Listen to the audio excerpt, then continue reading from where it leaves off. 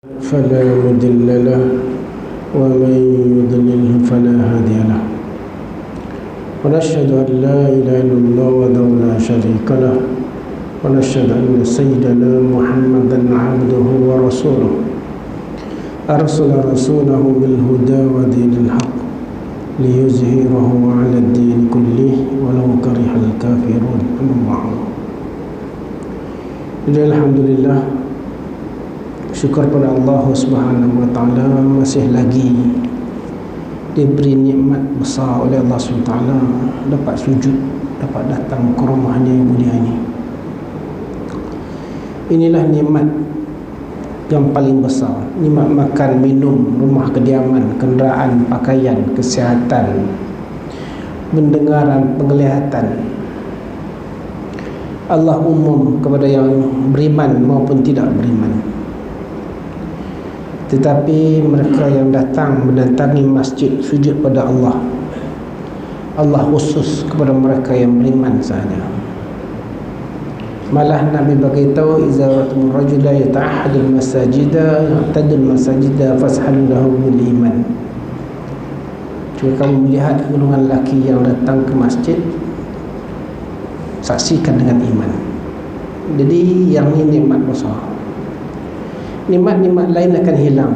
Nikmat makanan, bila sampai satu umur tua, kita pernah tidak ada selera makan. Bila kena kencing manis, darah tinggi, makanan terbatas. Makanan yang tak lalu oleh anak isteri, kekurangan garam, manis dan sebagainya. Itulah makanan kita. Nikmat makan akan ditarik. Nikmat penglihatan pun akan ditarik. Bila mencecah umur lanjut, kita tak kenal cucu kita, anak sulung dengan cucu anak bongsu. Tak boleh kenal.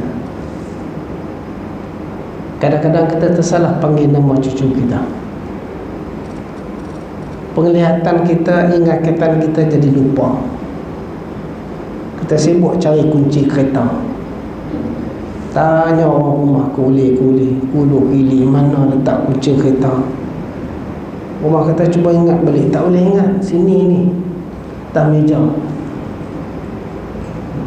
Pusing punya cari cucu, cari anak, cari. Rupanya duduk dalam kereta, tak cabut keluar. Dan kita lupa, ingatan kita lupa. Jadi nikmat-nikmat ni Allah telah akan tarik. Nikmat makan, penglihatan, pendengaran, semua ni Allah Ta'ala akan tarik. Namun nikmat dapat sujud pada Allah, dapat berzikir pada Allah, dapat sebut subhanallah. Ini nikmat besar. Nikmat ini akan berkekalan. Jasad ini akan habis. Bukan jasad ini akan habis, dunia ini akan hancur. Yang kekal amalan. Amalan inilah yang akan mengiringi kita. Sayyidina Ali pergi kat kubur bersama dengan Kumai, pembantunya. Sayyidina Ali kata, "Wahai penghuni kubur, bagaimana keadaan kamu di sana?" Kemudian Sayyidina Ali kata, "Setahu kami, isteri kamu yang cantik jelita, yang jadi janda, telah pun kahwin lain." Kamu pakai stand set. Isteri kamu yang cantik jelita,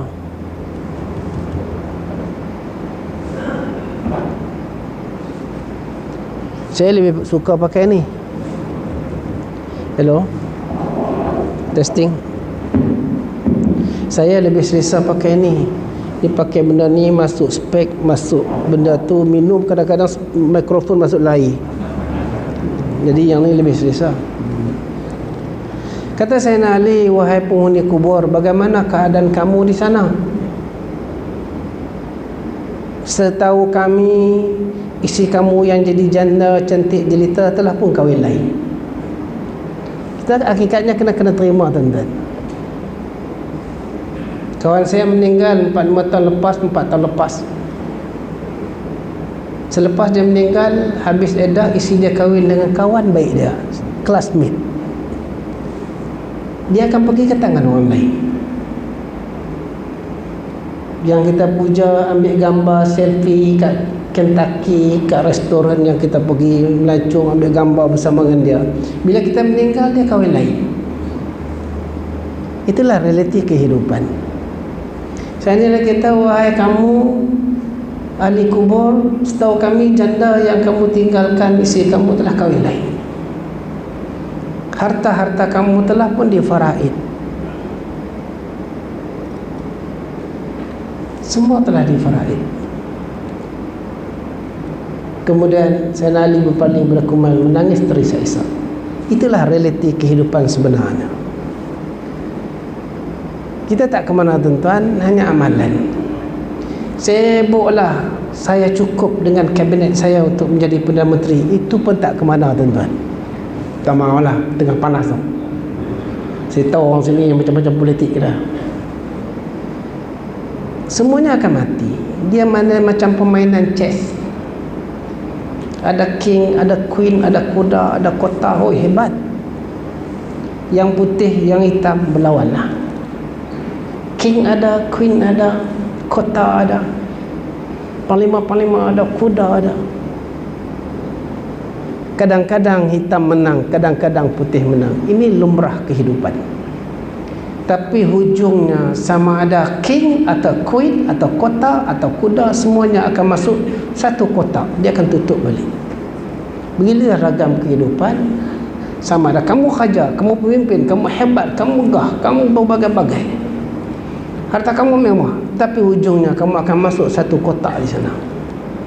Tidak ada siapa pun teman kamu. Dan inilah kehidupan yang Sayyidina Ali menangis di atas kuburan, menangis terisak-isak. Jadi tuan-tuan, nikmat besar bila kita dapat sujud, dapat zikir, dapat datang ke rumah Allah SWT. Walaupun setengah daripada seorang kita dalam keadaan tidak mampu kerana kesihatan terbatas, umur emas kita. Dan umur emas ini Allah tak pandang pada amalan, kerana nilai amal dah tak ada dah. Satu anak muda yang umur 17 tahun, 18 tahun semayang sebelah kita. Semayang sebelah kita. Dan kita semayang, kita nampak khusyuk. Allah khusyuk. Tapi semayang dia nilai lebih besar pada semayang kita, walaupun bersama dengan satu imam. Kerana mujahadah, kepayahan pada dia datang. Kerana dunia masih tarik dia, wanita masih tarik dia. Dia boleh merempit, dia boleh tinggal solat, dia boleh pergi hohau sana, boleh sosial sana, boleh. Kita ni dunia dah terajang kita. Orang dah tak kebulung. Anak-anak dah menyampah dengan banyak sangat songih kita. Isteri pun dah tak dengar lagi dengar cerita kita. Dulu boleh dengar cerita kita, dia pun dah malas nak dengar balik-balik cerita zaman silam dulu, lagu Ahmad Jais. Dia tak mahu. Jadi dah tak ada apa dah tuan-tuan. Nilai budak-budak itu lebih hebat. Kerana panggilan, tarikan dunia, wanita, moto, sosial, semua dah ada. Namun Allah pandang kita waktu tua ni kat mana? Dekat rambut putih kita, dekat janggut putih kita. Dengan putih inilah Allah maaf kesalahan kita. Dengan janggut putih inilah Allah maaf kesalahan kita. Satu orang bermimpi, sebab apa kamu boleh masuk syurga? Dia kata, kerana janggut putih Allah malu nak azab aku. Allah malu nak azab aku kerana janggut putih. Jadi mahal kita tuan-tuan, bukan ibadat kita. Kita kalau tak kerana prostat, kencing tak berapa teratur, kerana kita terpaksa bangun pukul 3 kencing, itulah kita bangun tahajud. Tapi budak ini bangun tahajud, dia masih muda, dia boleh bangun tahajud, itu mahal. Kerana dia masih lagi muda, sihat. Kita sebab kencing tak ada teratur, ya. Pasal nak kencing bangun, ambil wuduk, semayang sekali. Nilai kita rendah. Tapi Allah pandang ke mana ni? Pandang kita ni janggut. Kepayahan kita datang ke masjid, kesusahan kita datang ke masjid untuk solat berjemaah. Kadang-kadang nak berdiri tak larat, terpaksa kadang-kadang duduk atas kursi. Namun kepayahan ini Allah pandang. Dan moga-moga umur emas kita ni Allah pelihara kita. Jadi tuan-tuan, nak cerita politik pun macam-macam hal saya tak minat. Dan saya macam saya sebut dululah, saya percaya parti politik tu saya tak percaya. Parti Tupperware saya percaya. Tu je. Lain saya tak mau ceritalah. politik naik turun. Yang terkini Saudi dedah hubungan Rusia Turki dengan Israel, wallahu alam. Kita pun tak tahu, ini cerita politik dunia. Kita nak percaya bulat-bulat tak boleh. Sekarang ni tuan-tuan tak boleh percaya kerana kita ada penghujung. Fitnah terlampau banyak. Tak salah siapa janji pun, yang akan naik nanti na'uzubillah, kita tak tahu kerana dunia dalam fitnah. Apakah boleh dipercayai? Dah berapa banyak kita kena tipu. Lebih baik kita bergantung pada Allah daripada bergantung pada parti politik. Lebih baik kita mengadu pada Allah daripada mengadu pada manusia. Allah akan pelihara kita. Itulah jalan, mengadu pada Allah. Ya Allah, bagi pemimpin yang baik bagi kami, tak kira siapa. Untuk nak percaya satu orang fukar. Dan cerita Erdogan ni, saya sebenarnya 5 tahun lepas saya berada di Sweden. Ketika itu kami jumpa student-student daripada Kazakhstan, dan mereka sebahagiannya lari yang duduk hijrah ke Turki, dan mereka dedahkan. Tapi saya tak percayalah, saya tak suka. Bukan tak percaya, mungkin betul, mungkin tidak. Walaupun ada beberapa orang Arab Morocco yang ikut sama perbincangan Mesir, dia orang kata tak, Erdogan ni begini. Itu pun kita tak tahu, dan berita ni pun kita tak boleh sah. Jadi kita lupakan benda tu. Kita ingat satu sahaja, mengadu pada Allah, dialah yang terpaling baik. Dialah musabibul asbab. Dia yang menjadikan sebab, dia yang menyelesaikan segala masalah. Mengadu pada Allah.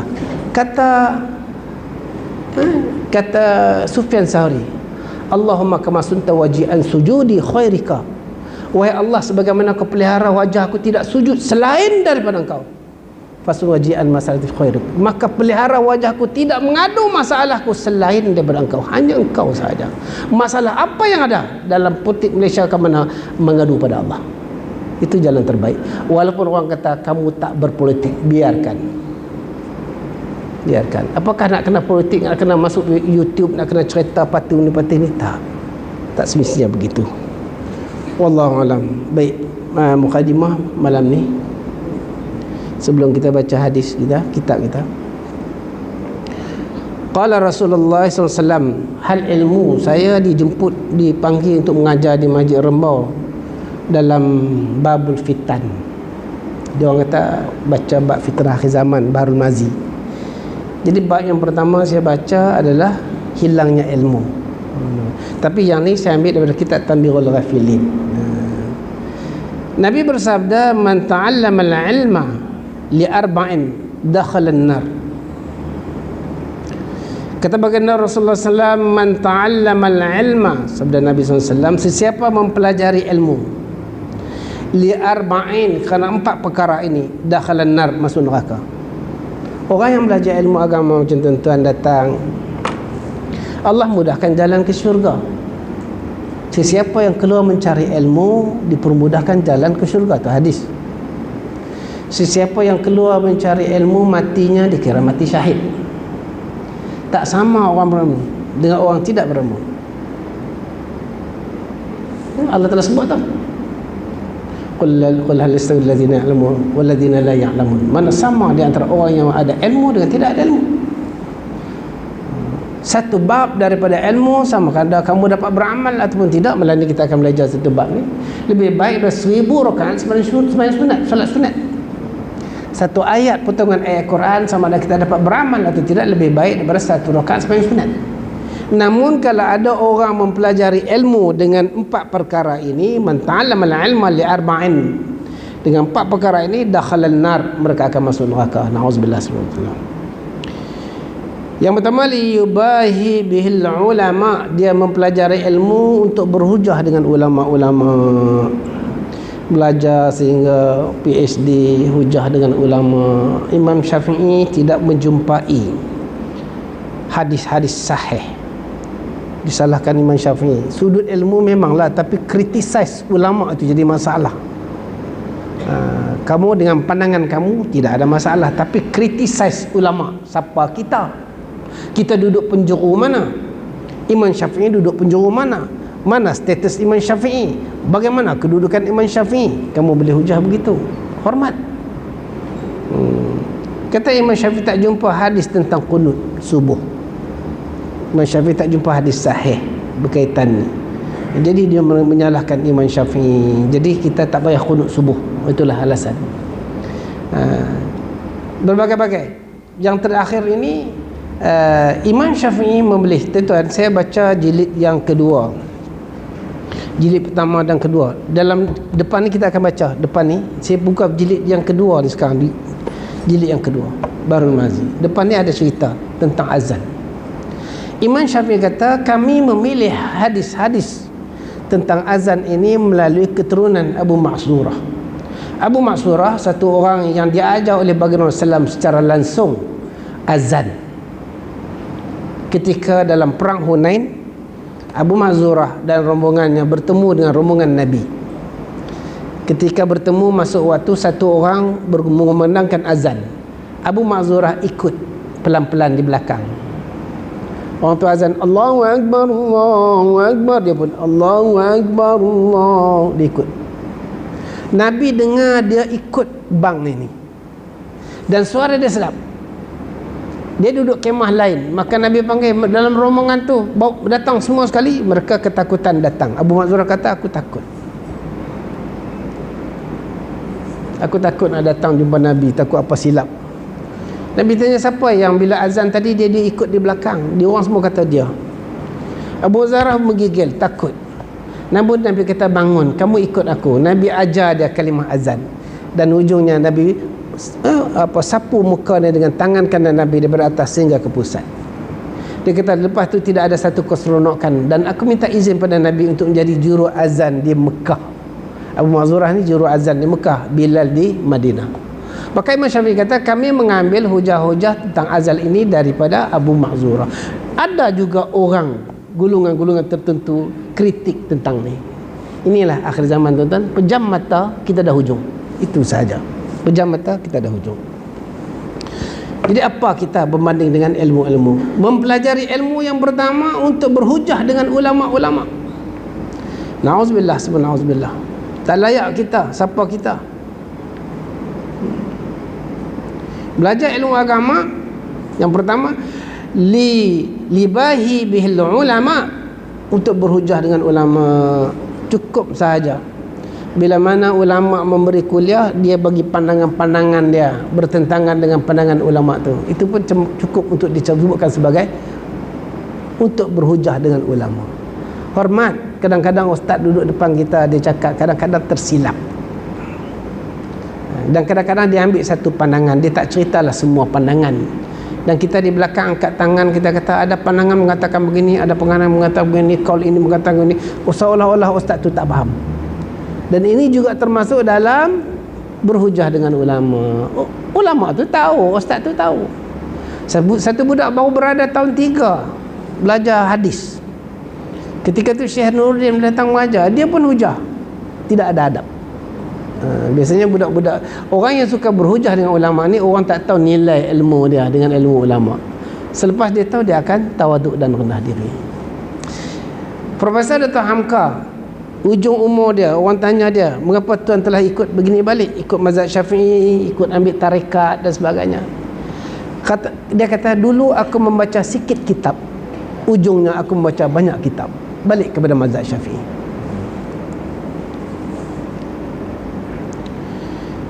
Yang keduanya, wa yumari bisufaha. Yang keduanya, dia belajar untuk berhujah, berdebat dengan orang bodoh. Berdebat dengan orang bodoh. Duduk kat warung teh, maghrib dah nak masuk, duduk cerita lagi. Balik lagi jalan jen, dah tak sempat sembahyang maghrib di masjid surau. Dia masih lagi duduk melayani budak-budak dekat warung teh sambil duduk cerita. Budak warung, bukannya budak biasa. Budak-budak biasa. Jadi mempelajari ilmu agama untuk berhujah dengan orang yang bodoh. Hati jadi keras. 3 benda yang hati jadi keras. Pertama, bergaul dengan wanita yang bukan mahram. Yang kedua, bergaul dengan orang kaya yang sombong. Yang tiganya, berhujah dengan orang-orang yang bodoh. Orang bodoh. Belajar ilmu agama nak hujah dengan orang bodoh. Tak ke mana lah. Nampak macam hebat. Hakikatnya tidak ada apa-apa. Hati kita jadi keras. Dan yang ketiganya, wa yuqbilu bihi wajuhun nasi ilaih. Yang ketiganya, nak tunjul, nak mencari-cari muka, tunjuk muka, nak tunjuk Dia ni orang yang hebat-hebat dalam ilmu agama. Belajar ilmu agama nak tunjuk wajahnya kepada manusia, maknanya nak cari pengaruh manusia, supaya orang nampak dia ni satu ustaz yang bagus, orang alim yang bagus, budak ni pandai ilmu, hujahnya bagus, begini. Niatnya begitu. Na'udzubillah, subhanallah. Nabi kata masuk neraka. Dan yang keempatnya, au ya'khadha bihi minal amara'i mala, atau yang keempatnya dia mencari ilmu agama untuk menghampiri dirinya dengan ya'khudha bihi, mana nak ambil daripada pemimpin-pemimpin, orang-orang pengaruh dunia, menteri-menteri dan sebagainya, orang raja-raja, mala, untuk mengambil harta, ambil kepentingan duit wang ringgit. Mempelajari ilmu agama nak rapat dengan pemimpin-pemimpin supaya dapat habuan. Abu Fazal Faizi, mereka menghampiri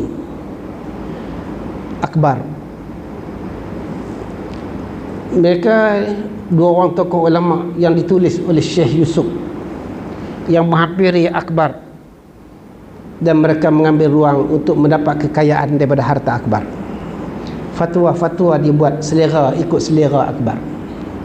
Akhirnya Akbar frust dan dia tidak percaya dengan ulama-ulama, dengan menganggap ulama-ulama menghampirinya semata-mata untuk mengait keuntungan dan menjadi kaya raya.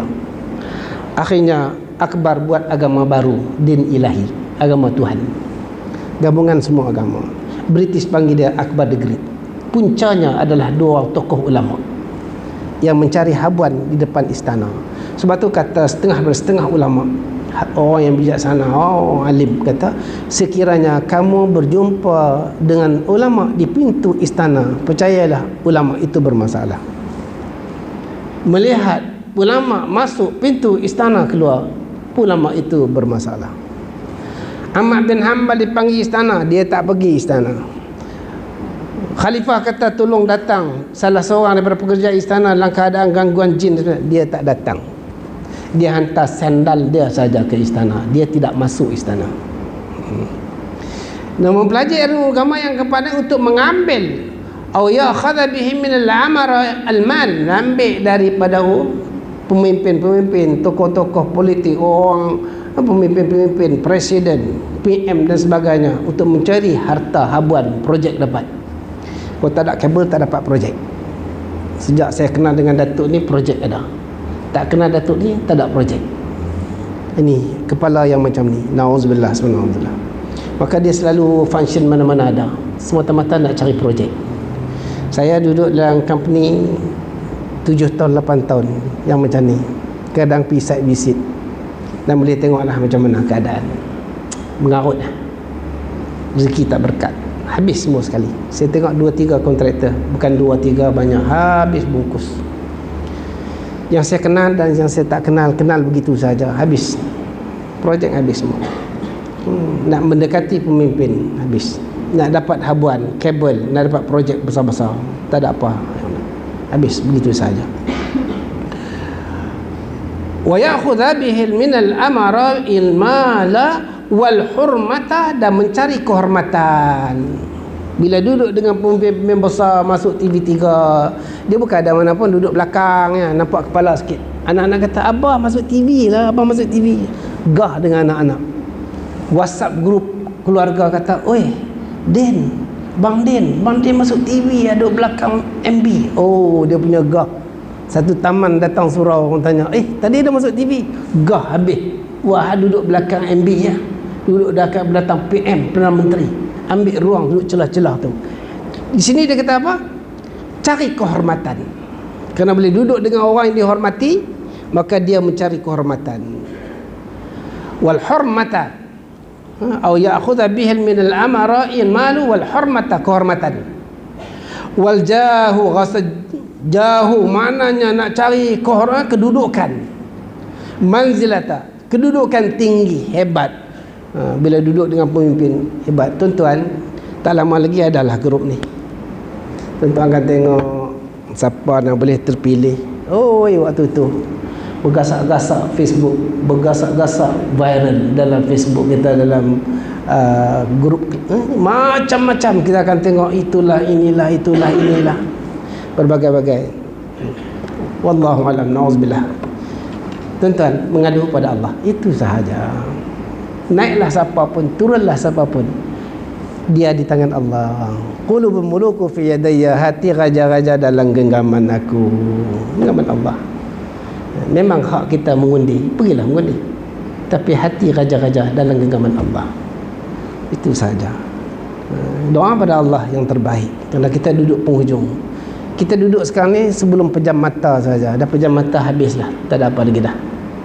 Sebelum pejam mata tu, ya Allah, anak ni datang, abah tukar nama tanah ni, abah tukar nama ni bagi kat saya tak ada apa yang abang-abang yang lain tu. Anak ni pula datang, abah saja dia hujung-hujung umur ayah dia tak larat. Abah duduk rumah kami. Dia bagi tahu ke abang kakak dia semua tak payah, duduk rumah kami. Rupanya ujung-ujung umur supaya ayah setuju nak tukar nama tanah. Banyak orang tua tu tanah, dia nak tukar tanah. Pandai kadang-kadang akai adik-beradik ni. Tanah, benda tu tak ke mana pun, dia punya harta pun dah cukup makan nak cucu dia, tapi tamak halubang.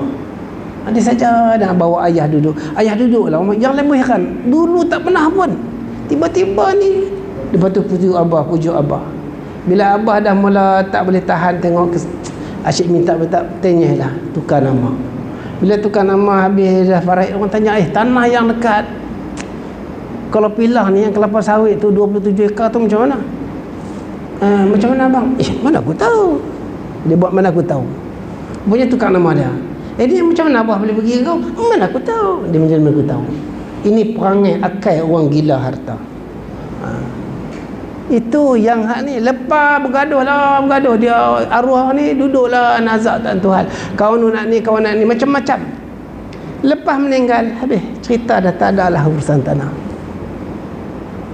Habis.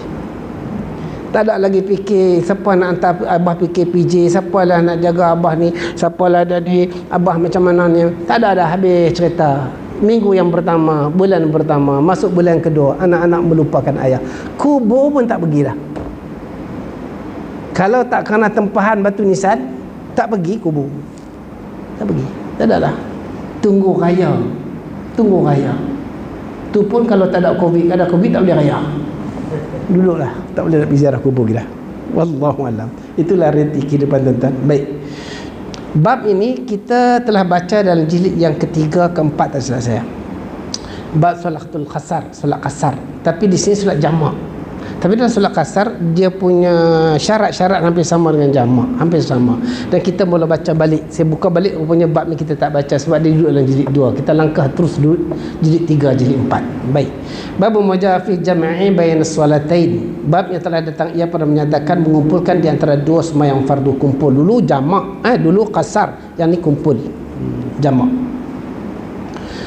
Mengumpulkan atau jamak di antara dua sembahyang fardu. Ketahuilah kiranya saudaraku, bermula mengumpulkan dua sembahyang fardu itu bersama-sama juga harusnya, yakni harus seorang itu mengumpulkan di antara sembahyang zuhur dan asar. Zuhur dengan asar. Asar tak boleh dengan maghrib. Zuhur dengan asar di dalam satu waktu. Begitu juga boleh dikumpulkan sembahyang maghrib dengan isya, maghrib dengan isya, atau jamak takhir atau jamak takdim dalam satu waktu, sebagaimana diriwayatkan riwayat yang dikeluarkan oleh Abu Isa At-Tirmizi bahwasanya Rasulullah SAW ada memperbuatkan demikian itu. Katanya an Ibnu Abbas radhiyallahu anhu qala jama'a Rasulullah SAW baina zuhri wal asri wa baina al maghribi wal isya'i bil madinati min ghairi khaufin wala matar. Diriwayatkan daripada Ibnu Abbas radhiyallahu anhuma, katanya telah mengumpulkan Rasulullah SAW antara zuhur dan asar, dan antara maghrib dan isya. Zuhur, asar, Nabi jamak di negeri Madinah, di Madinah, dengan ketiadaan kerana takut, tidak ada khauf, tidak ada ketakutan, dan tiada kerana hujan. Takut dan hujan boleh, takut binatang buas, berlaku pembunuhan, jamak, ataupun kerana hujan lebat yang terpaksa kena jamak sembahyang. Lihat takwil hadis ini pada salah 1, 2, 3 nanti depan ada. Kata Tirmizi lagi, faqila Ibnu Abbas ma arada bidzalik, qala arada alla yahrijul ummah. Maka ditanya orang bagaimana bagi Ibnu Abbas. Orang tanyalah Ibnu Abbas meriwayatkan hadis ini, apakah dikehendaki Nabi dengan demikian itu? Jawabnya, menghendaki ia bahawa tidak memberi musyaqqah umatnya atas umatnya. Nabi buat begini kerana tak nak kepayahan, kesusahan. Bila berlaku sesuatu boleh jamak solat, tapi ada syarat-syarat dia tak boleh sebarang. Kata Abu Isa, bermula hadis Ibnu Abbas ini sungguhnya diriwayatkan daripada ketiadaan satu wajah, mana ramai yang meriwayat. Telah meriwayatkan akan dia oleh Jabir bin Zaid dan Sa'id bin Jubair dan Abdullah ibn Syafiq al-Aqili, dan sungguhnya diriwayatkan daripada Ibnu Abbas daripada Nabi SAW lain daripada ini. Masalah mengumpulkan antara dua sembahyang yang berdosa. Macam mana sembahyang tu boleh kumpul jadi berdosa? Sebab tu Imam Syafi'i mengambil hujah-hujah untuk menjamakkan sembahyang ini dalam musafir, dan kadang-kadang dia tidak jamakkan, kadang-kadang dia tidak kasarkan, kadang-kadang dia tamam, kadang-kadang dia kasar. Sebab Imam Syafi'i mengambil hujah, hukumnya harus, kata Imam Syafi'i, kerana hujah Sayyidina Osman dan Sayyidina Aisyah radhiyallahu anha di hujung umur mereka tidak menjamakkan solat, tidak mengkasarkan dan menjamakkan solat di hujung umur mereka. Maka alasan ini Imam Syafi'i ambil hujahnya, hukumnya harus, tak payah bertengkar-tengkar, hukumnya harus saja. Telah dikeluarkan oleh Tirmizi satu hadis yang menunjukkan berdosa mengumpulkan dua waktu sembahyang dalam satu waktu jikalau dengan tiada uzur. Ibnu Abbas juga riwayat benda yang sama. Ibnu Abbas radhiyallahu anhu qala man jama'a baina salataini min ghairi uzrin faqad ata baban min abwabil kabair. Dia juga riwayat hadis ni. Diriwayatkan daripada Ibnu Abbas radhiyallahu anhuma daripada Nabi SAW sabdanya, barang siapa mengumpulkan di antara dua sembahyang daripada ketiadaan uzur, maka sungguhnya telah mendatangkan ia akan satu pintu daripada beberapa pintu dosa-dosa besar. Itu tak boleh sebarang-sebarang nak jamak sembahyang saja-saja, macam setengah daripada setengah kawan-kawan yang terperangkap dengan fahaman-fahaman pelik-pelik sekarang ni, keluar rumah daripada Taman Marida, jamak sembahyang dekat, kerja dekat Seremban, dia jamak sembahyang kat situ. Nauzubillah. Kadang-kadang kerana mesyuarat, sembahyang zuhur dijamakkan dengan waktu asar. Mesyuarat. Orang yang mengendalikan mesyuarat tu orang fahaman Wahabi Salafi ni, dia pun nak jamak. Sehingga kawan saya pun dulu dalam mesyuarat tu gila nak jamak, mana boleh jamak macam tu. Dia mesyuarat boleh jamak. Walaupun ada hujah-hujah, tapi Imam Syafi'i lebih berhati-hati. Kita bermazhab Syafi'i agak masalah, tuan-tuan. Kadang-kadang perkara yang terakhir ini berlaku dalam masyarakat kita yang hukumnya pakai hukum Imam mazhab Syafi'i. Dalam pembahagian harta pusaka mengikut mazhab Syafi'i, dalam membinkan anak luar nikah dalam mazhab Syafi'i. Jadi mereka kata anak boleh dibinkan dengan ayah. Mereka pula bawa hujah bahawa anak-anak luar nikah boleh mewarisi harta dan sebagainya. Jadi caca merbah lah Malaysia kita ni. Jadi caca merbah. Orang yang duduk kat boleh, hukum dia lain. Orang yang duduk kat Kedah sepadan saja. Sepadan dia Kuala Sanglang dengan Kampung Salang. Kuala Sanglang masuk boleh, Kampung Salang masuk Kedah. Rumah dekat-dekat. Yang ni menikah dengan orang sana menikah orang sini. Dalam kes dah bagi fatwa sana, fatwa sini, tak reti. Jadi caca merbah lah. Kita nampak macam biasa pasal kita duduk sini. Jadi hukum tu jadi pelik. Jadi pening kepala lah, pening kepala. Tapi dia kata boleh, kita pun nak buat macam mana? Dia orang kata boleh, biarkanlah. Yang kita faham sekarang ni akhir zaman, hujah-hujah dah tak laku dah. Kita punya rujukan di akhir zaman ni terbatas. Ulama, tokoh-tokoh ulama yang boleh hujah pun dah meninggal habis. Tak ada siapa. Itu macam fahaman wahdatul wujud. Fahaman wahdatul wujud sebenarnya hakikatnya fahaman tu difahami oleh Ibnu Arabi. Ibnu Arabi diambil rujukan, malah dalam kitab Bahrul Mazi kita pun Syekh Idris telah letak pahaman pandangan-pandangan tokoh-tokoh seperti Ibnu Arabi. Ibnu Arabi berfahaman wahdatul wujud, kita ni wahdatul syuhud. Jadi kita wahdatul wujud sekarang ni akhirnya Jabatan Agama datang kata fatwa, buat keputusan fatwa sesat lah. Sebab tak ada orang yang berkebolehan untuk memahamkan kita cabang ilmu tu. Tak ada tokoh yang boleh nak ajar benda tu. Dan kalau diajar sekarang ni banyak kerana tokoh yang berkait rapat dengan benda tu banyak meninggal, dia tak boleh nak terang. Bila tak boleh terang, yang faham jadi kalut lah. Jadi macam-macam keluarlah martabat insan, ilmu-ilmu yang pelik-pelik ni, ilmu mengenal diri, ilmu martabat insan, Syekh Ahmad Lasmana apa semua. Jadi kelang kabut lah.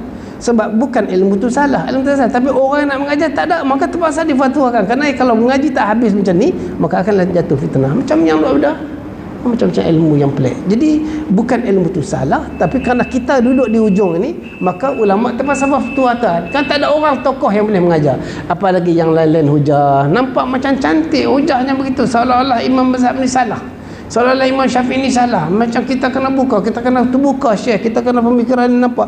Dan orang sokong, kebanyakan orang sokong, orang kata, wih bagus, hujahnya bagus. Tapi berhati-hati, kerana kita duduk di pinggir terbitnya Dajjal. Itu sahaja. Itu sahaja. Na'udzubillah, subhanallah. Kedua, beberapa pintu-pintu dosa besar kerana mengeluarkan sembahyang daripada waktunya. Tak boleh. Zuhur, asal nak bawa ke zuhur, kau tak ada sebab. Kata Abu Isa, ada seorang daripada salah seorang daripada periwayat hadis ini dhaif pada sisi ahli hadis. Katanya hadis ni dhaif daripada sisi ahli hadis. Namun masih lagi ulama mengambil beberapa pandangan daripada hadis. Masalah waktu mengumpulkan dua sembahyang, kata Abu Isa, dan bermula amal atas hadis dalam masalah 130 itu dan 120 dan 121 itulah di sisi ahli ilmu bahwasanya tiada boleh jamak antara dua sembahyang melainkan di dalam musafir atau di Arafah. Ulama kata hadis tu umum. Nabi telah menjamakkan dua sembahyang di Madinah tanpa ketakutan dan tanpa hujan. Kalau kita lah pegang hadis ni, bolehlah nak jamak, apa susahnya? Esok lepas sembahyang zuhur kita jamak sekali dengan sembahyang asar. Apa susah? Sebab hadis tu sebut begitu. Walaupun hadis ini namanya kategori hadis dhaif, tapi ulama majlis lagi hujah, tuan-tuan. Sebab tu kita tak boleh sebarang dengan baca terus kita nak keluar pandangan kepala kita, tak boleh. Tengok apa yang hujah ulama. Ulama masih lagi hujah. Maka kata ulama-ulama dalam membahaskan hadis ini, di sisi alim ilmu bahwasanya tiada boleh jamak antara dua sembahyang melainkan dalam musafir atau Arafah. Di Arafah boleh jamak, musafir boleh jamak. Macam kita baca dulu, musafir boleh jamak, atau di Arafah. Dan telah mengatakan tiada mengapa oleh setengah daripada ahli ilmu daripada tabi'in pada jamak antara dua sembahyang bagi orang yang sakit. Ini kes orang sakit. Maka kes macam operation, kita pernah cerita ni, operation dialisis sebagainya, yang kita tak boleh lari di antara. Kalau kita boleh minta, ada orang tanya saya, kalau kita boleh minta, doktor kata kita kena buat operation waktu ni, boleh tak tuan, kalau tuan adjust sikit time, nak kena operation juga kah 6.45? Kalau saya minta tuan buat operation saya selepas maghrib, boleh tak? Minta dulu. Dia kata tak boleh kerana begini. Baik, kalau tak boleh, bawa kita buat sesuatu. Buat sesuatu. Jadi maknanya kita boleh ketika masuk operation, kita boleh ambil wuduk siap-siap ke apakah, kemudian kita sedar nanti lepas Isya kita pasang niat untuk kita, mungkin kita tak sedar untuk nak niat, tapi sebelum tu boleh niat dah untuk kita jamakkan sembahyang maghrib ke dalam waktu Isya. Memang waktu maghrib nanti kita tak sedar langsung, macam mana nak sedar? Aku tak ingat, tak boleh nak jamak macam mana? Jadi kita buat macam tu. Jadi insyaAllah yang hal sakit ni masih boleh. Ataupun kita minta dulu ruang, wahai doktor boleh tak? Macam tu juga dengan dialisis, boleh tak? Kalau boleh tidak, sebab darah akan keluar kan sekian waktu. Jadi minta dulu. Kalau tak boleh, bawalah kita buat yang terakhir, jamak di antara dua solat. Dan tokoh-tokoh ulama mengatakan boleh dengan sebab sakit. Yang ni dah dipakai dah sekarang di tempat kita. Dan dengan dialah berkata Ahmad dan Ishaq, berkata Ahmad bin Hanbal mazhab Hanbali dan juga Ishaq. Dan kata setengah daripada ahli ilmu bahawa ahli ilmu boleh menghimpunkan antara dua sembahyang kerana hujan. Yang ni ada sabit hadis. Kalau tak silap saya hadis Muslim ada berkaitan dengan hujan, maka boleh solat jamak. Dan dengan dialah berkata Syafi'i, Imam Syafi'i kata begitu, dan Ahmad dan Ishaq. Dan tidak memikirkan Syafi'i akan harus bagi orang yang sakit itu ia mengumpulkan di antara dua sembahyang. Kata Imam Syafi'i untuk orang sakit dia tak boleh. Bagi mazhab kita Syafi'i, kerana sakit. Tapi fatwa sakit-sakit yang sakit macam dulu yang masih lagi sedar, sakit yang tak sedar operation dia bius tak boleh sedar, itu memang boleh lah. Tapi sakit-sakit macam mana cara dia? Setengah ulama kata macam ni, kita lewatkan sembahyang zuhur, kata asar masuk 4.15, jadi kita ambil wuduk waktu pukul 4. Habis masuk waktu pukul 4 tu kita sembahyang zuhur, sebab kita dalam keadaan sakit. Zuhur kita sembahyang zuhur, habis sembahyang zuhur tunggu lebih kurang dalam 5-6 minit, masuk asar nanti kita sembahyang asar. Seolah-olah macam jamak, tapi kita buat waktu tu akhir dan awal sembahyang yang kedua. Macam tu boleh. Macam tu boleh. Tapi sakit kata Imam Syafi'i tak boleh. Mana sakit orang dululah masih lagi sedar, tapi sakit yang tak sedar macam kita ni dia bolehkan. Operation dibius tak sedar. Dan tidak memberikan Syafi'i akan harus bagi orang yang sakit itu ia mengumpulkan antara dua solatnya, dua sembahyangnya. Maka pada mazhab yang mengharuskan jamak bagi orang yang sakit itu ada beberapa kelakuan tersebut dalam kitab Muzahabil Arba'. Satu daripadanya, jikalau orang sakit pengsan, itu saya kata tu tak sedar, orang sakit tu pengsan. Jika orang sakit tu pengsan, maka kembali ingat ia di dalam waktu pertama. Haruslah ia mengumpulkan asar di dalam zuhur itu, kerana takutkan hilang amalannya pula. Dia pengsan, pengsan jaga masuk waktu pertama, dan dia buat jamak sekali, takut nanti di waktu asar nanti dia akan pengsan berterusan sampai maghrib. Itu orang yang jenis cepat kemudian pengsan, sedar pengsan. Di dalam waktu pertama haruslah mengumpulkan asar. Hukumnya harus, saya tuan-tuan, bukan wajib. Harus mengumpulkan asar di dalam zuhur itu kerana takutkan hilang amalnya pula. Nanti hilang akalnya, ataupun amalan itu hilang, akal dia terlupa, dia hilang, kemal pengsan, jadi dia boleh buat awal. Baca lagi dalam masalah 1, 2, 3. Baik, masalah 1, 2, 3. Mengumpulkan antara dua sembahyang bagi orang yang sakit itu dalilnya, kata Imam Nawawi rahimahullah ta'ala, dalam setengah daripada ulama, dan setengah daripada ulama-ulama menanggungkan hadis dalam masalah itu dalil mengumpulkan dua sembahyang dengan sebab sakit, atau mengumpulkan daripada barang yang pada makna daripada segala uzur, apa saja yang kait dengan uzur, kata setengah ulama.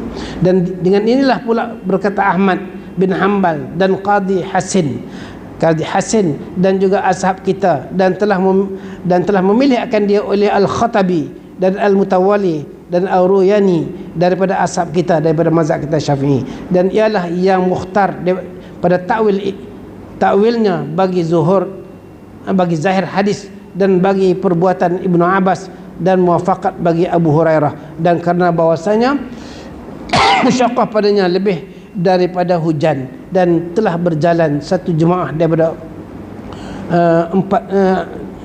satu jemaah ummah kepada harus jamak pada hadar, maknanya pada tempat kediaman tidak musafir harus. Kerana kalau hujan dengan sakitnya musyaqqah tu lebih berat, maka boleh, kata mereka. Kalau hujan tu dengan pengsan lebih berat daripada hujan lah.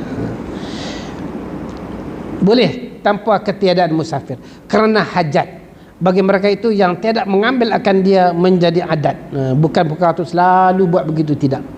Dan ialah perkataan Ibnu Sirin dan ashab daripada sahabat, daripada ashab Malik daripada mazhab Maliki, dan telah menghikayatkan akan dia oleh Al-Khatabi daripada Al-Aqal, daripada Al-Qafal, daripada Al-Sya'bi, daripada Sya'bil Kabir,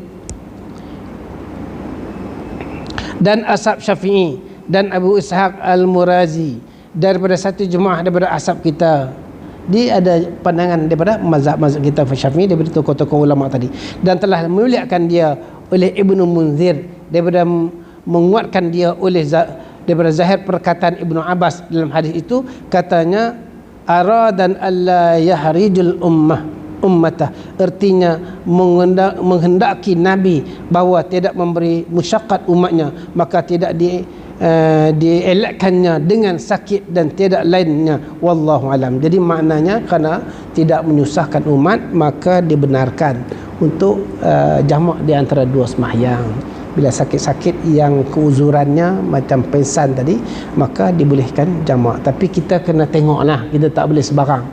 Tapi kes-kes yang macam kita dua ada masuk operation dialisis yang terpaksa tak boleh, darah masih lagi keluar mengalir dengan najis darah dan sebagainya, maka yang tu telah ada fatwa-fatwa oleh setengah-setengah tokoh-tokoh ulama, boleh kita jamakkan di antara dua sembahyang, wallahu alam. Jadi yang ni saya menyempurnakan, pasal dulu kita baca kasar sahaja, jamak kita tak baca. Bila jumpa bab jamak ni, kita baca balik bab jamak sembahyang. Dan insya-Allah untuk yang akan datang bab tentang azan yang saya sebut Abul Azal Abu Ma'zurah, lepas tu dengan dia punya kalimat-kalimat azannya dan kalimat-kalimat iqamatnya. Bagaimana hujah iqamat, sebab apa iqamat kita tak sama dengan mazhab Hanafi. Mazhab Hanafi dia sama aja, Allahu akbar Allahu akbar Allahu akbar Allahu akbar, syahadu la ilaha illallah syahadu la ilaha illallah, dua-dua, yang keempat dua-dua. Kita tak. Kita yang pertama saja Allahu akbar Allahu akbar, syahadu la ilaha illallah syahadu anna Muhammad rasulullah, hayya salah al falah. Qad qamatis salah sahaja diulang dua kali. Maka tokoh ulama kita kata sebab dua kali kerana ketika itu nak mengingatkan bahawa sembahyang telah hampir nak dilaksanakan. Sebab tu qad qamatis salah diulang dua kali. Tapi ada sebab kita kena baca supaya kita dapat tahu bagaimana amalan Nabi dan sebenarnya hujah dalam mazhab kita Syafi'i, supaya kita buat tak ikut-ikut. Wallahu alam. Okey, kita berhenti di sini. Kalau ada soalan insya-Allah boleh kita bincang. Alhamdulillah.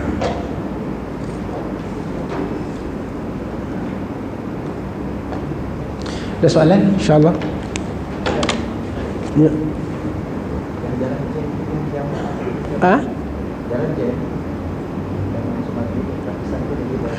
Baik, jalan jam dan nak masuk maghrib, macam nak buat? Darurat tak? Jalan jam, kita tak sangka-sangka bila berlaku jam, nak sembahyang macam mana?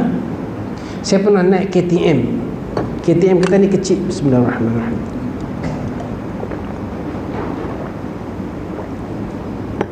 Tak pernah saya naik kereta api kat Malaysia, kecuali kecil-kecil dulu naik kereta api Funfair tu ya.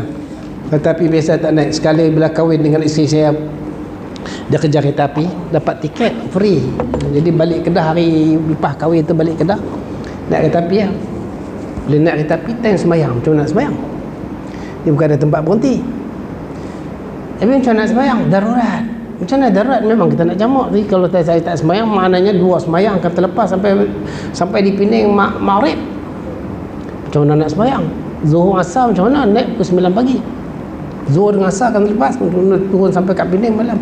Macam mana nak sembahyang? Semua dalam kereta api tengok gerabak tu ada yang pakai ketayam semua. Saya tengok dia orang, kalau boleh tempat lain tengok kat luar. Saya tengok, lepas tu saya tengok depan dia, tengok saya balik. Untuk tu malu kan. Saya beli surat khabar. Masa tu tahun 1988 saya kahwin, lebih kurang seminggu balik Kedah. Beli surat khabar, saya wuduk dengan air mineral, saya semayang tak kereta api. Memanglah kereta api Malaysia waktu tu kan kira macam, bukan rapat, macam kerusi Ogawa, dia goyang kan. Jadi boleh semayang. Bila semayang rasa satu kepuasan tuan-tuan. Bila semayang dalam keadaan macam tu, dia satu kosyokan dan kepuasan. Orang tengok saya semayang, tapi bila saya tengok dia orang berhenti ke lain. Bila saya dia orang terperhati. Sebenarnya boleh semayang. Baik, di mana kita kata darurat dalam jam? Ada satu kes, saya mengajar di Kuala Lumpur, di Pengasih. Bila saya mengajar di Kuala Lumpur, Pengasih, saya memang maghrib tu saya kuliah. Saya pergi macam biasa lah. Pukul 5 daripada sini, ya, jalan jam. Macam tu. Rupanya malam tu, esoknya Christmas. Kita pun tak perasan Christmas. Tak perasan langsung. Terlampau jam. Saya sampai dekat lapangan terbang Sungai Besi tu, dah nak masuk Isya, lebih kurang setengah jam lagi. Maghrib tak buat lagi, tapi saya dah ada wuduk. Saya dah ambil wuduk. Maghrib dah ada. Macam mana saya nak buat? Allah. Kawan saya dengan kawan saya kata, macam mana ni ustaz, kita nak sembahyang mana ni? Tak apa, kita jalan sampai dekat depan istana. Depan istana tu ada surau istana. Kita pergi sembahyang kat surau istana. Dalam bergejak sikit, hampir lebih kurang dalam 20 minit nak masuk Isya. Kita tak ada ruang nak berhenti sembahyang. Sini saja. Pergi kat istana tu, tanya kat guard room tu, Assalamualaikum, ada surau tak? Dia kata ada surau bawah sana, tapi surau tutup. Office hour habis tutup mah, tak boleh dah. Habis tu macam mana kami nak sembahyang? Kalau cik nak sembahyang susah, dia pun tak boleh lalu kat sini, dia kena ikut kampung setinggan belakang tu. Masa tu ada setinggan belakang. Lepas tu saya kata, baik, kalau kami nak sembahyang dekat guard room ni, tak boleh cik, memang tak elok. Kebetulan hujan, jam lagi, jadi basah ni, cik nak sembahyang macam mana? Sejadah semua apa tak ada. Dan tempat wuduk cik nak buat macam mana? Wuduk tak ada. Saya memang darurat sungguh lah. Kalau macam tu cantiklah kita jamak kan, senang kan, boleh relax. Senang lah, selesai boleh jamak. Tapi saya tak jamak, masih ada ruang.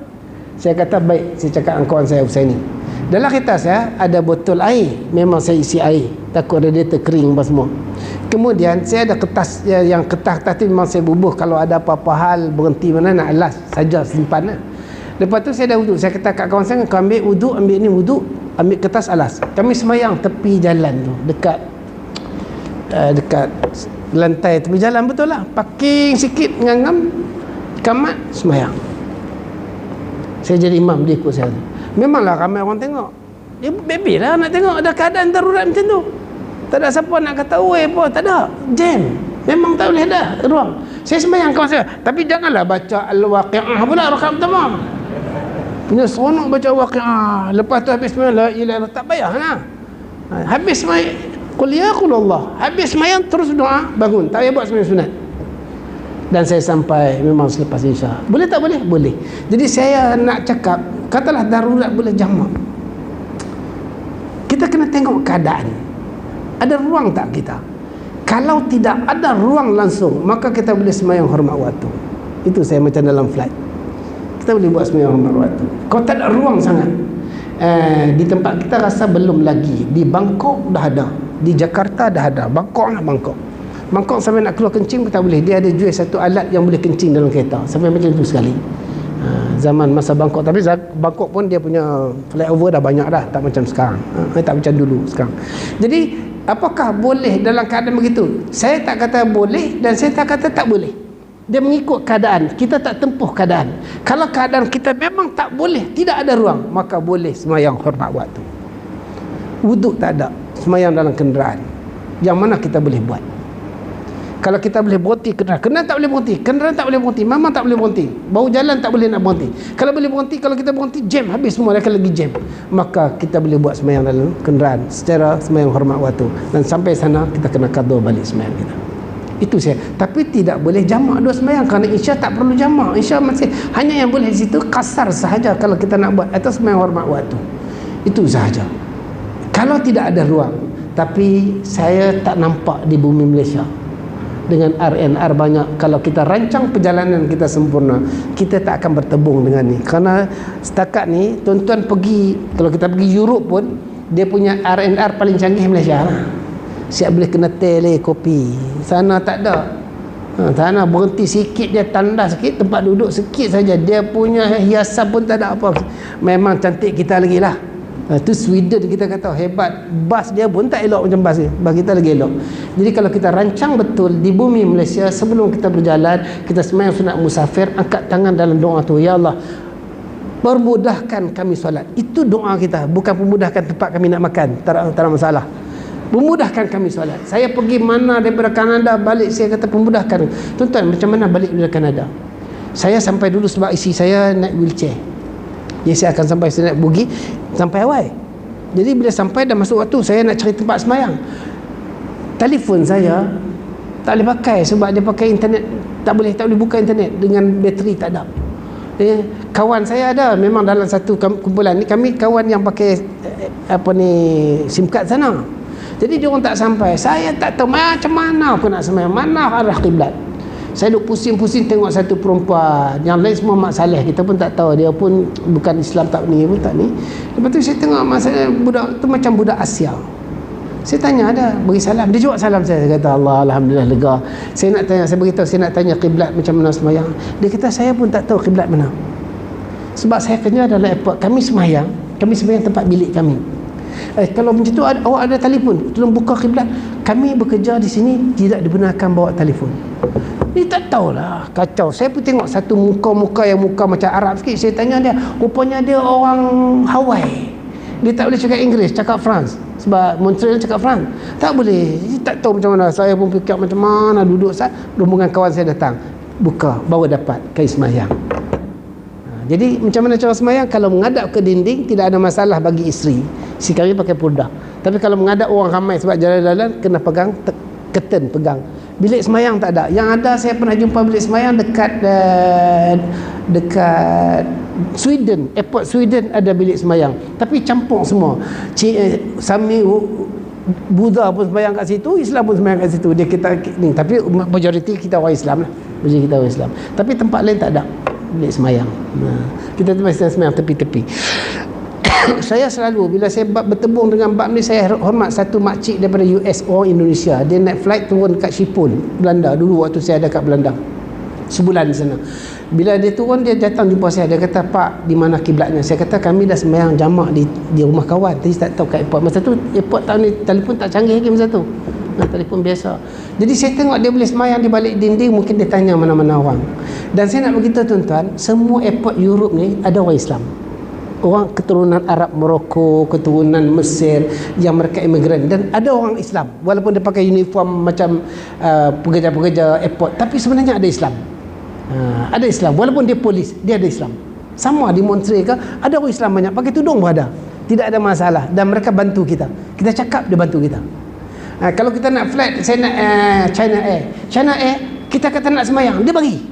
Saya kata, saya nak sembahyang dengan isi saya masuk waktu pagi ni.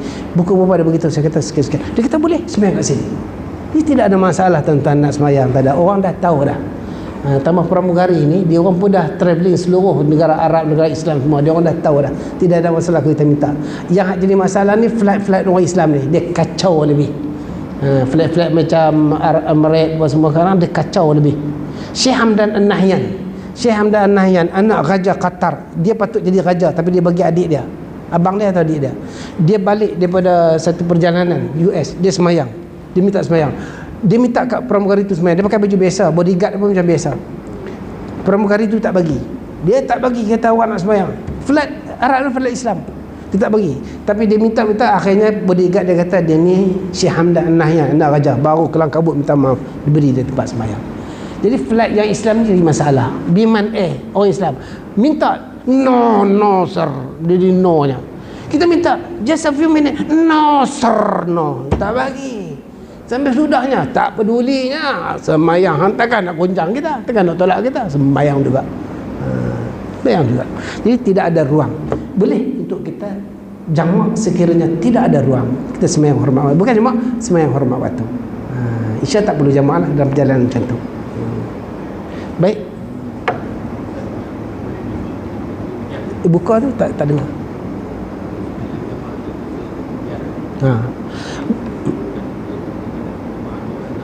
Baik, dia ada kes sembahyang jamak waktu hujan. Dan hujan ni memang ada hadis, iaitu yang grup-grup tentu yang mengambil ringan, kata hujan pun boleh jamak apa semua. Tapi hujan itu bukan hujan macam kita. Hujan itu hujan yang macam ribut pasir. Kita hujan ni pergi kena roti banjir pun boleh. Roti canai banjir boleh naik motor, naik kereta pun boleh beli tong jam bawa balik. Tiba-tiba masjid tak boleh. Kita boleh sembahyang jamak ni pasal hujan. Alasan tu tidaklah kukuh. Sama dengan apabila makanan terhidang dan salat Jumaat dilaunkan untuk sembahyang, maka kita sunat mendahului makanan. Kerana bila kita teringat makanan, kerana lapar teringat makanan, maka tak khusyuk, maka jamah dulu makanan. Tapi kita ni petang tadi dengan kari pap, cucuk udang, teh tarik, tiba-tiba dekat maghrib ni orang dah sedia makanan, sunat makan dulu biar sembahyang kemudian sikit. Tak dapat takbir tu lah Jumaat pun tak apa, pasal ini sunat ni, kerana Nabi sebut. kita munyah 24 jam, itu jadi masalah. Jadi malah macam mana pun kata setengah ulama, hukum tu tidak hilang. Jadi hujan yang dikatakan di sini hujan yang tak boleh, mereka terpaksa mereka jamakkan di antara dua semayang. Berlaku di zaman Nabi, mereka naik kuda, mereka tidak boleh semayang di bawah kerana becak, kemah-kemah buat tapi becak, dan mereka terpaksa semayang di atas kenderaan mereka kerana becak, lumpur dan jadi boleh tak ada waktu hujan? Umum hukum boleh, tapi penafsiran ulama begitulah. Umumnya boleh, tapi kita nak kata sebab kita boleh buat tak sesuai dengan keadaan. Maknanya asbabul wurud tu kena tengok sebab-sebab riwayat hadis tu macam mana berlaku, macam mana mereka, macam keadaan musyaqqah mereka tu, kepayahan susah mereka tu macam mana. Dia ambil kira dalam kita nak praktik. Wallahu a'lam. Okey, baik. Bulan depan, bulan 10, bulan depan ada kuliah lagi insya-Allah. Bulan 11 saya tak ada, saya mungkin pergi Sabah Sarawak keluar 40 hari. Tapi bulan 10 masih ada lagi insya-Allah. Dan bulan 11 mungkin minggu yang pertama, minggu pertama saya masih ada. Ujung bulan 11 sampai bulan 12 tak ada insya-Allah. Wallahu a'lam. Bismillahirrahmanirrahim. Alhamdulillah ala sallallahu sabina wa ja'alna hadil mahdi ya rabbana zidna ilma warzuqna fahma. Allahumma fadna fil fitan ma zahara minha wa ma batan. Allahumma sallimna wa sallim dinana wa sallim juhudana wa sallim biladana minal kafirin wa minal munafiqin ya rahman rahim ya zal jalal ikram. Rabbana atina fid dunya hasanah wa fil akhirati hasanah wa qina adhaban nar. Wa sallallahu ala sayyidina bi rahmatika ya arhamar rahimin. Alhamdulillahil alamin. Assalamu alaikum warahmatullahi wabarakatuh. Subhanakallahumma wa bihamdika astaghfiruka wa atubu ilaik.